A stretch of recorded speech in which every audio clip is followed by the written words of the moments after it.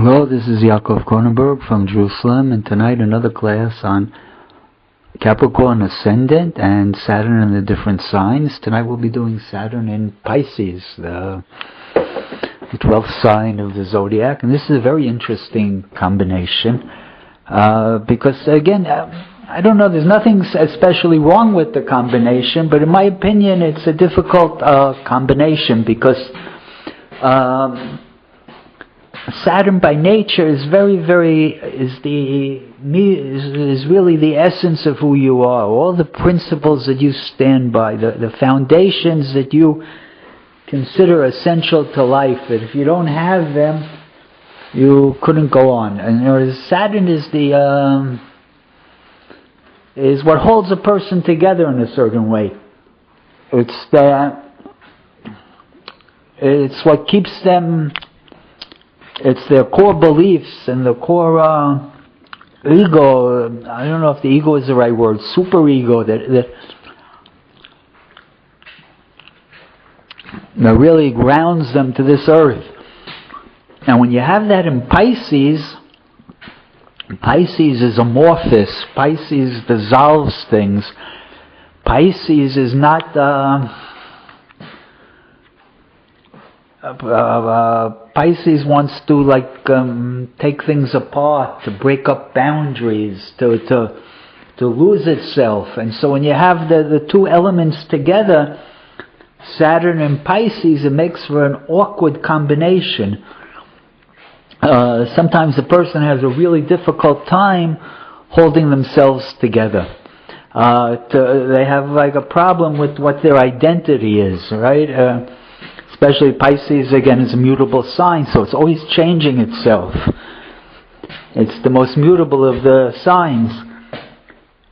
And so sometimes it can be a wicked combination. It can give you... in other words, Pisces is connected with two planets, Jupiter and Neptune. And so Neptune is the antithesis of Saturn. Neptune wants to dissolve, to break things apart, to lose itself, to connect with the whole universe, to lose their identity. And Saturn is your identity, so it just doesn't go together. And it can make a very difficult combination, especially when Saturn and Neptune are also together, because then it's going to put a heavy amount of pressure on the Saturn. My teacher always used to say that Saturn-Neptune conjunctions makes the person neurotic. It's the symbol of, psychiatric problems, of neurosis. And so it's very difficult. And I've seen this case after case after case where when the Neptune and Saturn are very, very close together, it can be a difficult combination, especially here, because you have the Saturn in the sign of Neptune. So already they have a connection. And tonight we'll see a famous woman who I guess was also neurotic in her own special way. And so we'll talk about that in a little while. But again, when you have Saturn in Pisces, so it's going to, in this case, it'll fall in the third house. So it'll be good for... It'll be good for communication, right? The third house is connected with the house of communication, the house of learning, the house of journeys, short journeys, the house of siblings. So all those areas of life will be important to the person. It's also connected with, of course, writing and things like that. We've talked about it before, having the ruling planet in the third house.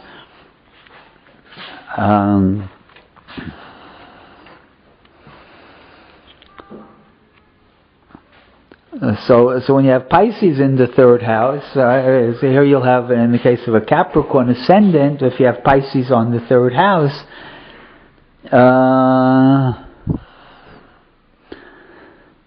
it means that the third house affairs are going to be important, and you're going to deal with them in a sort of a Piscean type of way. Right? You're not going to... There'll be amorphous relationships with the neighbors, with the with the brothers and sisters, the siblings. There might be problems in short journeys, things like that, problems with the brothers and sisters, unclear relationships. Because wherever Saturn in Pisces, it makes things unclear, right? It clouds things, and so there could be unclear relationships and things like that. Tonight I want to do a chart of a very famous woman. Her name was Jane Fonda. Is Jane Fonda. I think she's still alive. She was a very famous woman in the 1960s. Her father was one of the great actors in Hollywood, Henry Fonda. And she's his daughter, and she had a big career of her own. So if you look at her chart, though, right away you see there's the Capricorn on the ascendant, and she has Jupiter right on the ascendant and Mercury very close. Mercury is a little bit far away, but it's in the same sign as the ascendant. Jupiter is in the next sign, but it's only 2 degrees away. So Jupiter is very powerful. That's going to change some of her Capricornian nature and make her more outspoken, more large, more that. Also with the Mercury there, the 2 intellectual planets, Mercury and Jupiter, she's going to see herself as something of an intellectual. She became a political activist and stuff like that. Actually, she was considered one time she was very vilified in America. People didn't like her because during the Vietnam War, she supported the other side in the war and said the Americans were war criminals, and she was called Hanoi Jane after the North Korean capital. And she was a little bit. She used a lot of poor judgment in her. She has a chart with them. And you see she's got that difficult sun. The sun is in Sagittarius, 12 signs from the ascendant. Actually, it's in the 12th house. And it's exactly square to Saturn. So she did not have she was not liked, to say the least, by many, many people in America at that time. And so you look at and that's her beliefs, right? The 3rd house has a lot to do with what you believe in. And her beliefs caused her... amorphous beliefs caused big problems with the country, and she has not only Saturn in Pisces, but it's also in a strong opposition to Neptune. So she was a very neurotic person. She had bulimia for 22 years, which can be a serious psychiatric difficulty. She had a difficult childhood, right? You see the mother is ruled by the Uranus in the 4th house. The mother committed suicide when she was like 12, 13 years old.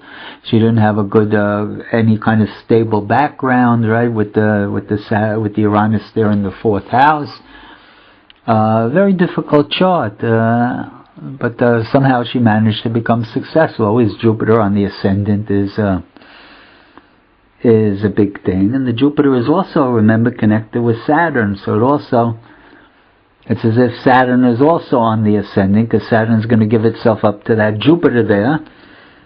And so it helped her a little bit anyway. And she became very successful, but she went through tremendous changes in her life. She married different men. Each man she married, she totally changed who she was for that man, and she changed her image so many times, and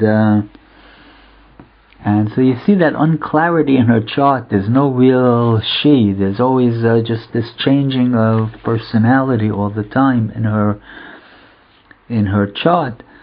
But again, we're not looking into why she became successful. We want to see how the ascendant and the ruling planet work here. And so her, it's symbolized by that Saturn opposite Neptune, Saturn in Pisces, the very lack of identity, so to speak, the neurosis in the chart, the lack of lack of self-definition, I would say, to a certain degree. And I thank everybody for listening.